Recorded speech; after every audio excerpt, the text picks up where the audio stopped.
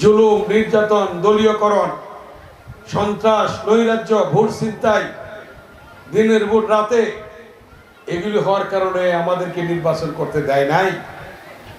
আমরা ভোটের অধিকার প্রতিষ্ঠার জন্য আন্দোলন করেছি। বিএনপির চেয়ারম্যান জনাব তারেক রহমান জনগণের ভোটের অধিকার প্রতিষ্ঠার জন্য আন্দোলন করেছে। ইলিয়াস আলী গুম হয়েছে, চৌধুরী আলম গুম হয়েছে, সুমন গুম হয়েছে, অনেকে গুম হয়েছে, অনেকে শহীদ হয়েছে, ছাত্র জনতা রক্ত দিয়েছে। শহীদের রক্তের বিনিময়ে আমরা ভোটের অধিকার পেয়েছি। কেউ কারো উপর জুলুম, অত্যাচার, নির্যাতন করতে পারবে না। কেউ কারো ভূমি দখল করতে পারবে না।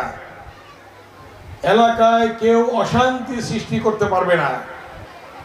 সকলকে শান্তির নীড় হিসাবে প্রতিটি বাড়ি গড়ে তুলতে হবে। এদিকে তোমরা খেয়াল রাখবে। আমাদের শ্রদ্ধেয় শিক্ষক শিক্ষার্থীদের প্রতি আমার অনুরোধ, আপনারা স্কুলে খেয়াল রাখবেন আর বাড়িতে গার্জিয়ানদেরকে খেয়াল রাখতে বলবেন।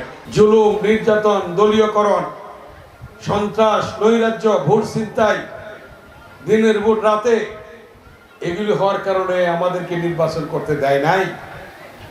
আমরা ভোটের অধিকার প্রতিষ্ঠার জন্য আন্দোলন করেছি। বিএনপির চেয়ারম্যান জনাব তারেক রহমান জনগণের ভোটের অধিকার প্রতিষ্ঠার জন্য আন্দোলন করেছে।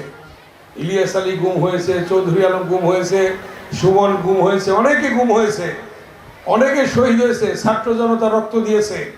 শহীদের রক্তের বিনিময়ে আমরা ভোটের অধিকার পেয়েছি। আমরা ছিলাম, আছি, থাকবো ইনশাল্লাহ। ঠিক আছে?